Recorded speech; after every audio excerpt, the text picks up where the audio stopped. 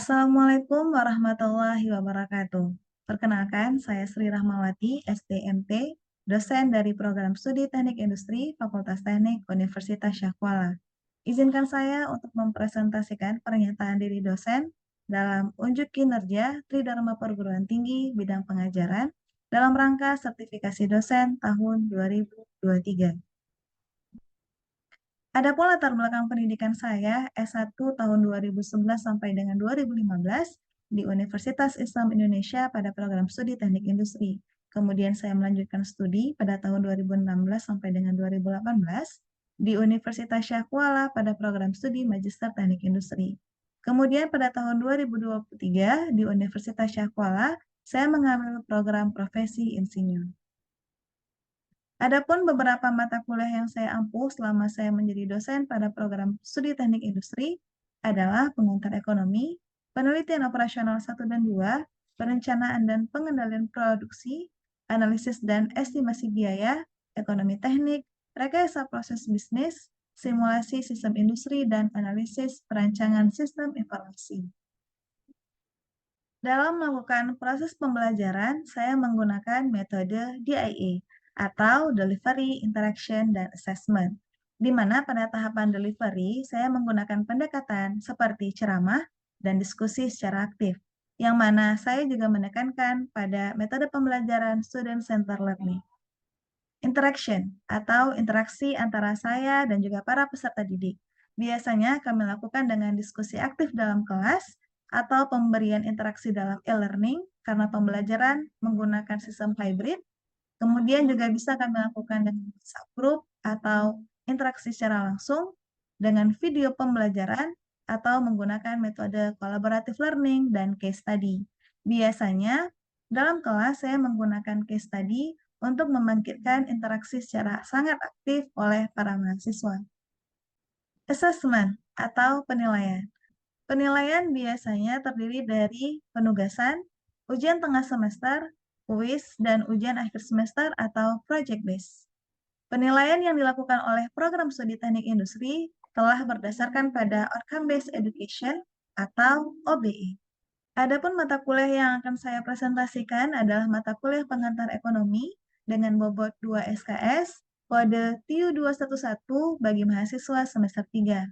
Mata kuliah ini diampuh oleh 3 dosen, yakni Bapak Edi Fradinata, STMT PhD IPM, saya sendiri, Sri Rahmawati, STMT, dan Ibu Nur Izati, STMSCN. Adapun deskripsi pada mata kuliah ini, yakni mata kuliah dirancang untuk memberikan pengantar berbagai konsep-konsep ilmu ekonomi dasar dalam konteks ekonomi mikro, seperti aliran kegiatan perekonomian, jenis pasar, kurva permintaan, penawaran atau keseimbangan, dan konsep elastisitas, dan juga ekonomi makro tentang komponen produk dan pendapatan nasional dalam sistem perekonomian dan akan diakhiri dengan teori investasi. Setelah mengikuti mata kuliah ini, mahasiswa akan diharapkan mampu menganalisa secara umum kegiatan perekonomian dalam konteks ekonomi mikro dan makro. Mata kuliah pengantar ekonomi ini merupakan mata kuliah wajib pada program studi teknik industri yang didasarkan pada BKSTI. Adapun mata kuliah pengantar ekonomi ini juga merupakan basic science bagi para mahasiswa yang kemudian akan digunakan dalam pembelajaran lebih lanjut seperti analisis dan estimasi biaya pada semester 4, ekonomi teknik pada semester 5, dan analisis perancangan usaha pada semester 7. Capaian pembelajaran lulusan pada mata kuliah pengantar ekonomi terdiri dari 3 CPL, yakni CPL yang pertama adalah CPL 4, menguasai prinsip dan isu terkini dalam ekonomi, sosial, ekologi secara umum. CPL yang kedua yaitu CPL 5, mampu merumuskan alternatif solusi dalam penyelesaian masalah rekayasa kompleks pada sistem terintegrasi dengan mempertimbangkan faktor-faktor ekonomi, sosial, dan lingkungan. Kemudian CPL yang ketiga adalah CPL 12, mampu bertanggung jawab berdasarkan profesi kepada masyarakat dan mematuhi etika keprofesian dalam penyelesaian masalah keteknikan. Adapun mata kuliah ini juga terdiri dari capaian pembelajaran mata kuliah atau biasa kami sebut dengan CPMK. CPMK pada mata kuliah ini yaitu CPMK 1, harapannya mahasiswa akan dapat memahami dan mampu menjelaskan proses terjadinya pertukaran dan konsumsi barang jasa, serta konteksnya dalam operasi perusahaan sebagai salah satu bentuk sistem terintegrasi, serta mampu menggambarkan dan menjelaskan kurva permintaan dan penawaran. CPMK yang kedua, harapannya mahasiswa mampu menghitung elastisitas dari permintaan dan penawaran. CPMK yang ketiga, mahasiswa mampu menguasai konsep pasar persaingan sempurna dan contohnya dalam industri yang ada. CPMK 4, mampu menghitung pendapatan nasional dan memahami perhitungan dasar konsep investasi dalam industri. Adapun CPMK dan CPL saling terintegrasi dalam membentuk profil mandiri lulusan para mahasiswa program studi teknik industri Fakultas Teknik Universitas Syah Kuala yang telah disampaikan dalam kurikulum program studi. Bahan kajian pada pembelajaran pengantar ekonomi terdiri dari 3 bagian. Bagian yang pertama adalah pendahuluan dan konsep dasar yang terdiri dari pengantar ilmu ekonomi, permintaan dan penawaran serta elastisitas, dan juga pasar persaingan sempurna. Adapun bagian yang kedua adalah teori lanjutan yang berkaitan dengan pendapatan nasional, teori konsumsi, serta teori investasi. Pada bagian yang ketiga adalah identifikasi lapangan dan penutupan, yang mana mahasiswa akan diberikan tugas project based untuk menganalisis investasi pada UMKM, serta nanti akan diakhiri pada materi perencanaan dan pertumbuhan ekonomi. Dalam proses pembelajaran, semua dosen dalam lingkup Universitas Syah Kuala telah menggunakan e-learning, yang mana dalam e-learning ini, dosen bisa melakukan interaksi kepada para peserta didik. Dosen juga bisa mengupload semua materi ajar yang kemudian akan disampaikan kepada para mahasiswa. Begitu juga dengan RPS serta kontrak perkuliahan yang telah disepakati antara mahasiswa dan dosen. Dosen juga bisa mengupload referensi dari video pembelajaran, buku-buku referensi lainnya, penugasan, serta kuis pada laman e-learning. Kemudian adalah assessment. Pada mata kuliah pengantar ekonomi, penilaian akan dilakukan berdasarkan 4 kriteria, yaitu kuis sebesar 20%, ujian tengah semester sebesar 30%, tugas 15%, ujian akhir semester atau PJBL 35%. Berikut adalah video pembelajaran mata kuliah pengantar ekonomi pertemuan keempat oleh saya, Sri Rahmawati, STMT. Baik, kita akan mulai kelas kita pada kesempatan pagi ini. Bismillahirrahmanirrahim. Assalamualaikum warahmatullahi wabarakatuh. Waalaikumsalam Waalaikumsalam warahmatullahi warahmatullahi wabarakatuh. wabarakatuh. Gimana kabarnya? Sehat? Sehat Sehat, ya? Bu. Alhamdulillah. Oke. Baik, saya minta Baik Haki sebagai pemimpin kelas untuk membuka kelas kita dan mengajak teman-teman kamu untuk baca doa dulu sebelum kelas kita mulai. Silahkan Baik Haki. Baik, sebelum kelas dimulai, lebih baiknya kita akan berdoa terlebih dahulu. Doa dimulai. Ini ilma warzuqni fahma wa amalan sholihan maqbulah. Walhamdulillahirabbil alamin. Oke, baik. Terima kasih kepada Baik Haki yang telah memimpin doa. Kita akan memasuki kepada bahasan kita minggu ini ya. Saya akan share screen.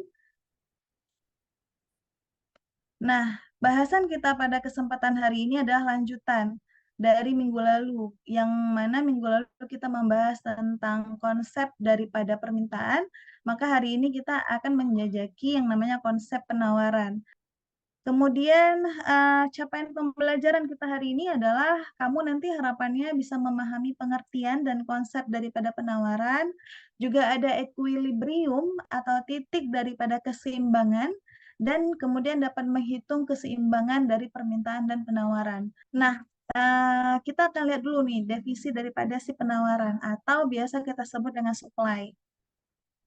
Nah, penawaran itu sendiri adalah kegiatan yang dilakukan oleh produsen atau penjual untuk menjual hasil produksinya pada waktu, tempat, dan harga tertentu.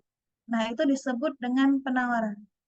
Jumlah daripada si penawaran itu adalah ya sejumlah barang yang ditawarkan oleh produsen pada tingkat harga tertentu. Ketika kita memberikan sebuah penawaran, pasti di dalamnya ada unsur kuantitinya, berapa banyak jumlah yang kita tawarkan. Kemudian juga diikuti dengan price dari setiap kuantitinya. Ada kuantiti, ya ada price-nya.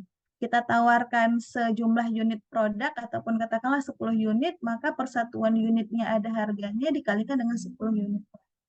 Ya, nah itu selalu akan melekat dari definisi si permintaan dan penawaran, unsur yang paling esensial ada di dalam konsep itu adalah terkait dengan quantity dan juga price. Nah, kemudian kita akan lihat apa saja faktor penyebab terjadinya supply atau adanya penawaran. Itu yang pertama ada harga produk. Kemudian yang akan mempengaruhi penawaran juga adalah harga substitusi atau komplemen. Misalnya harga di pasar nih, kita mencari produk uh, produk utama untuk konsumsi kita sehari-hari ya, kan yang mengandung si protein. Misalnya kita maunya ayam. Ayam di pasaran bahkan sekarang udah 50 sampai 60 ribu per satu pieces ayam. Nah, ada tuh produk komplemennya. Kita butuh si protein juga nih, tapi kita nggak apa-apa kalau nggak dapatnya bukan dari induk ayamnya. Kita dapat misalnya dari telur ayamnya. Which is sekarang harganya 50 ribu per satu pak misalnya. Kan ada selisih harga ya, 10 ribu gitu ya. Nah, barang substitusi juga akan mempengaruhi permintaan dan penawaran yang ada di pasar. Kemudian teknologi juga berpengaruh. Misalnya, dari sudut pandang sebuah industri, kalau kita punya sebuah teknologi yang terbarukan di industri kita, maka kan konsepnya akan mempermudah proses produksi ya. Kalau teknologi itu kita kembangkan, konsep daripada masuknya teknologi ke industri itu adalah berfungsi untuk mempermudah kerja si produksi, satu. Kemudian mempercepat, semakin cepat proses produksinya, jadi kapasitas yang bisa diproduksi oleh perusahaan juga semakin tinggi. Yang ketiga, dengan adanya teknologi itu harapannya cost-nya ataupun biaya produksinya itu bisa lebih rendah. Sehingga si perusahaan itu bisa menawarkan kuantiti yang lebih banyak kepada si konsumennya. Itu dampak daripada teknologi. Ya, dampak daripada teknologi yang kita terapkan di perusahaan. Tentu harapannya adalah dengan memperbaiki proses produksi di perusahaan itu menjadi lebih baik lagi. Kemudian yang keempat, ada harga bahan baku. Nah, ini sama tadi ya dengan si teknologi. Ada teknologi tadi, harga bahan bakunya bisa kita reduce, biaya produksinya bisa kita reduce, ini akan mempengaruhi harga yang akan kita tawarkan kepada si konsumen. Nah, kemudian ada yang berikutnya, faktor penyebab terjadinya penawaran adalah jumlah produsen. Kalau jumlah produsennya semakin banyak, ya maka itu akan mempengaruhi si penawaran. Nah, kemudian yang terakhir ada faktor penyebab terjadinya penawaran adalah kebijakan daripada pemerintah. Nah, di sini ada dua unsur, yakni ada unsur pajak dan juga unsur si subsidi. Nanti akan kita jelaskan ya lebih lanjut. Nah, kita lihat. Nah, ini tentu kalian melihat ada perbedaan ya dari konsepsi permintaan yang minggu lalu kita udah bahas. Nah, konsep daripada si penawaran itu grafiknya kamu akan lihat nanti bentuknya akan seperti ini.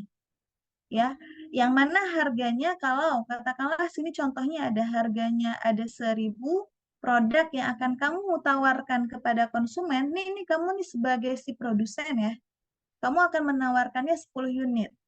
Nah, ketika kamu produce produk itu ataupun harga di pasarannya itu adalah 2.000, maka kan kamu sebagai produsen akan memproduksi sebanyak-banyaknya nih, kan? Yang bisa kamu tawarkan kepada si end customer. Karena apa? Karena harganya lagi mahal-mahalnya nih. Maka kuantiti yang kamu tawarkan akan semakin tinggi. Misalnya harganya 3.000, oh yang akan kamu tawarkan 30 unit. Atau harganya sekarang di pasaran tuh 3.500 makin naik. Maka harapan kamu produk yang kamu tawarkan kepada end customer kan juga semakin naik. Nah, jadi perspektifnya adalah kamu coba melihat dari perspektif kamu adalah sebagai seorang produsen. Sehingga grafiknya nanti kamu akan dapati bahwa grafik daripada si penawaran ataupun supply itu seperti ini. Ini berbanding terbalik dengan si permintaan. dengan kondisi contoh yang telah kita berikan, maka kita akan menghitung. Kita akan mencari rumusan ataupun persamaan, ya, persamaan dari kondisi seperti ini, dari konsepsi penawaran. Nah, ini kita masih ambil 2 contoh random saja. Kalian boleh ambil contoh yang mana aja. Kemudian nanti langsung dikalikan silang, kalian akan mendapatkan fungsi daripada penawaran seperti ini. Ini masih basic ya, sama dengan permintaan. Nah, contohnya misalnya penawaran suatu barang ditunjukkan dengan persamaan nih. Kita dapat persamaan nih. Kalau diketahui persamaan tanpa ada tabulasi. Kalau kemarin kamu kan kamu akan bergerak melalui tabulasi ini ya. Tabulasi, kemudian kamu mencari fungsi. Kamu dapat tuh berapa Q, berapa P-nya. Nah, kalau kemudian tabulasinya kita nggak sajikan atau nggak ada info terkait dengan tabulasinya, kamu juga bisa menyelesaikan untuk mencari nilai P dan Q-nya berdasarkan dari persamaan yang diketahui. Sama aja. Nah, ini contohnya. Kita ketahui kita nggak punya tabel nih, tapi yang kita tahu adalah kita punya persamaan. Ya, persamaan daripada si penawaran adalah minus 500 ditambah dengan 3P. Maka berapakah jumlah barang yang ditawarkan bila harga barang yang ditawarkan adalah sebesar 2.000? Maka tinggal kita substitusi aja, ya kan? Ini nilai P kan? Ini P. Ini yang diketahui adalah P. Maka tinggal kita substitusikan ke persamaan yang sudah diberikan. Kita substitusi, maka kita dapat bahwa key supply. Ini kalau kamu lihat S, itu artinya adalah key supply. Tapi kalau nanti ada key D, itu adalah key demand. Key S adalah key daripada penawaran, key D adalah key daripada si permintaan. Ya, maka ini tinggal kita substitusi, kita dapatkan bahwa quantity of supply-nya, jika harga yang kita pasang adalah 2.000, maka quantity supply-nya kita adalah sebesar 5.500 unit. Juga ada disebut konsep daripada equilibrium. Ini bahasa ekonominya adalah equilibrium. Apa itu equilibrium? Ialah keseimbangan jumlah barang yang diminta dengan jumlah barang yang ditawarkan. Kita udah belajar konsep permintaan, kita sudah belajar konsep penawaran, yang mana konsep ini dua-dua beda. Kalau permintaan itu grafiknya adalah berbanding terbalik, kalau misalnya si penawaran berbanding lurus. Nah, ada satu titik nanti tuh ya yang kita sebut dengan titik equilibrium atau keseimbangan. Di mana titik keseimbangan itu adalah titik pertemuan antara si permintaan dan penawaran. Artinya apa? Ada kesepakatan. Jadi ada dua variabel. Variabel yang pertama apa? Permintaan oleh si customer. Variabel yang kedua ada penawaran oleh si supplier. Titik temu keduanya itu disebut dengan equilibrium atau titik tengah. Nah, ini. Kalian sebagai seorang industrial engineer itu akan sering banget menemukan grafik-grafik seperti ini. Karena apa? Ini disebut dengan titik optimal. Nah, kalau yang kita cari di industri itu adalah optimasi. Karena apa? Optimal itu akan memberikan dampak efisiensi dan efektivitas. Nah, ini menandakan bahwa kalau tadi si Ki dia punya ini ya, Ki dia punya kalau kalau ke sini kan arahnya berarti dia punya Ki-nya S. Ki ya sorry, Ki demand. Nah, di sini dia punya Ki supply. Ada titik temu nih, maka titik temu ini adalah definisi dari si IS, aduh sorry, dari si QS sama dengan QD. Ya, posisinya kan berarti di posisi satu titik temu. Titik temu itu berarti kondisinya adalah demand sama dengan si supply. QS sama dengan QD kalau dilihat dari perspektif quantity. Tapi kalau dilihat dari perspektif price, maka price of demand sama dengan price of supply. Ya, oke kita lanjut. Kita lihat nih, ada fungsi permintaan, ada fungsi penawaran. Beda. Coba dilihat. Permintaan, harganya semakin mahal, kuantitinya semakin berkurang. Sesuai. Ya kan? Dengan bunyi teori si permintaan. Sedangkan penawaran itu price-nya semakin naik, kuantitinya semakin naik sesuai dengan bunyi si penawaran. Ya, nah persamaan yang nanti didapat juga akan beda nih. Ya, ini sifatnya minus, ini sifatnya plus. Ya, ada persamaan yang berbeda. Nah, tadi kita melihat bahwa ada titik temu nih antara si permintaan dan penawaran. Kita punya dua fungsi. Ada ada fungsi yang pertama, kemudian ada fungsi yang kedua. Kita ditanya keseimbangannya atau equilibriumnya, titik E-nya atau keseimbangan pasar. Maka kita gunakan dua rumus tadi, key demand sama dengan key supply. Yang mana key demand itu adalah 16 dikurangi P sama dengan ketika key supply adalah 2 ditambah P. Kemudian kita cari nilai P-nya. P-nya sama dengan 7. Nah, ketika kita udah dapat price-nya 7 ya, berarti nih ada keseimbangan di pasar kalau antara pembeli dan penjual itu ketemu dengan harga yang dipasang adalah 7. Katakanlah 7.000. Nah, kalau kita buat harganya 7.000 berarti kuantitinya berapa? Tinggal disubstitusi aja ke dalam rumus. Dapat harga P-nya 7, tinggal disubstitusi ke rumus yang pertama misalnya. P sama dengan 7. Berarti 17 dikurangi 7 sama dengan 9. Maka kuantiti yang akan kita tawarkan ataupun yang akan ketemu nanti ini dengan yang diminta oleh si konsumen adalah 9 unit produk dengan harga yang ditawarkan adalah 7.000 rupiah. Nah, bentuk grafiknya seperti ini. Ini titik temunya. Nah, ini kondisinya. Misalnya, permintaannya adalah 3.500. Tapi kemudian yang kita tawarkan 7.500. Ya, ada kelebihan dan kekurangan. Misalnya kita minta 8.000. Kemudian yang ditawarkan cuma 4.000. Artinya apa? Kita nggak dapat memenuhi permintaan, kan?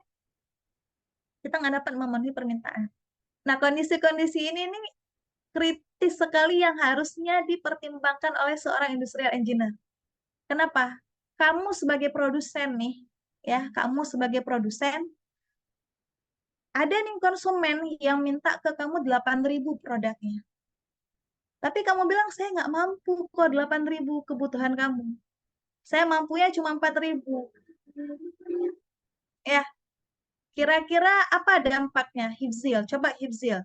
Kamu sebagai produsen, ada customer kamu minta 8.000, tapi kamu bilang kamu nggak mampu. Kamu cuma mampunya 4.000. Kira-kira Hifzil gimana? Dampaknya bagi perusahaan apa dan bagi customer yang minta tadi apa? Silahkan Hifzil. Mungkin customernya nggak jadi ini Bu, nggak jadi pesan di perusahaan saya gitu Bu. Hmm, itu customernya. Oke, kalau kamu sebagai produsen ya, Ya dampaknya karena nggak kira-kira jadi apa? pesan, nggak ada keuntungan yang didapat karena nggak jadi pesan mungkin gitu Bu. Ya, oke, benar ya, benar. Nah, itu konsep yang esensial sekali harus dipikirkan oleh si produsen.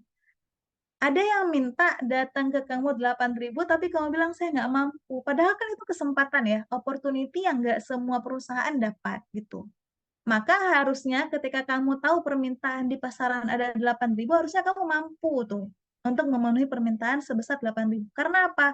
Kehilangan kesempatan untuk mendapatkan profit. Dampak bagi si customer apa? Dia kecewa. Ya, saya udah datang sekali, dia nggak ada.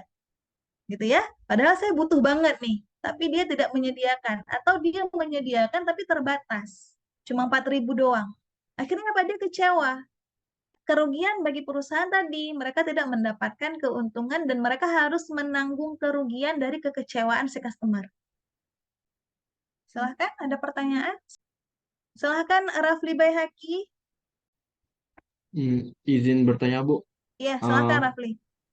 untuk supply sendiri, apakah pengangguran dapat menyebabkan turunnya permintaan? Dan yang pertanyaan kedua nih, eh, mengapa harga pasar tuh di hari raya tuh meningkat? Cuman Hmm. permintaannya tuh juga ikut meningkat gitu. Ya, oke. Thank you, Rafli. Ya, jelas akan mempengaruhi ya pengangguran sama pendapatan. Jadi, seperti yang kita sudah jelaskan minggu lalu, kamu kerja, hari ini gajinya 5 juta, kemudian 1 bulan kemudian gaji kamu 10 juta, tentu permintaan kamu beda. Beda tuh, saya yakin banget. Beda. Kebutuhan kamu naik, ya. Meskipun ya sebenarnya kamu bisa bergerak dengan pengeluaran yang sama ketika gaji kamu 5 juta. Cuma pengaruhnya banyak. Lingkungan, faktor faktor sosial, ya, faktor psikologi, itu akan berpengaruh kepada peningkatan permintaan kamu. Begitu juga dengan pengangguran. Itu akan mempengaruhi perekonomian dan juga perputaran ekonomi. Kemudian, kenapa di hari Lebaran itu jadi nggak sesuai dengan konsepsi permintaan, bahwasannya harganya meningkat, permintaan kita akan turun.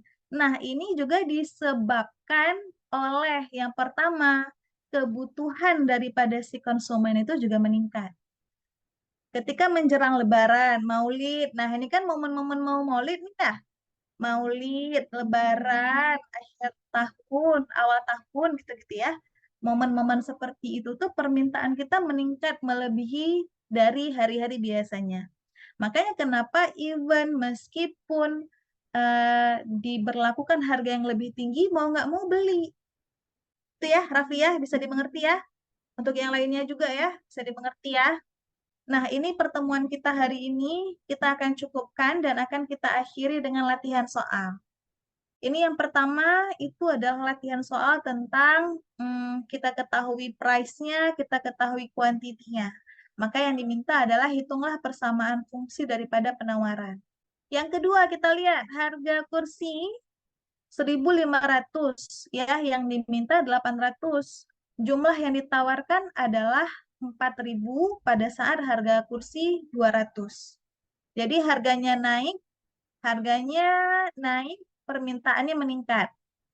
Diminta hitunglah fungsi penawarannya, kemudian dari sini juga nanti ada permintaan, dan hitung output daripada keseimbangan. Dibuat tadi titik equilibriumnya berapa? Ya, bisa didasarkan QS sama dengan QD beserta gambarlah kurva. Ada pertanyaan untuk latihannya? Kira-kira? Untuk latihan soal akan dikumpulkan via e-learning, pengerjaannya mungkin 3 hari ya. Ada yang mau disampaikan mungkin? Silahkan. Nggak ada? Oke, kalau nggak ada kita tutup pertemuan kita pada kesempatan hari ini. Terima kasih banyak, semoga masih bisa difahami dan semoga pembelajarannya tidak dihafalkan ya, tapi benar-benar dihayati. Jadi coba kamu bisa mengkondisikan diri kamu dari 2 perspektif tadi, perspektif si konsumen dan perspektif si produsen. Karena sebagai industrial engineer, kamu harus bisa melihat dari 2 perspektif itu pastinya. Ya? Oke, itu saja dari saya pada kesempatan hari ini. Terima kasih banyak bagi mahasiswa yang telah bergabung. Saya akhiri pertemuan kita pada kesempatan ini. Saya tutup. Assalamualaikum warahmatullahi wabarakatuh. Waalaikumsalam warahmatullahi Waalaikumsalam wabarakatuh. warahmatullahi wabarakatuh. Sekian video pernyataan diri dosen saya dalam unjuk kinerja Tridharma Perguruan Tinggi bidang pengajaran dalam rangka sertifikasi dosen tahun 2023. Semoga bermanfaat. Terima kasih banyak. Saya akhiri. Assalamualaikum warahmatullahi wabarakatuh.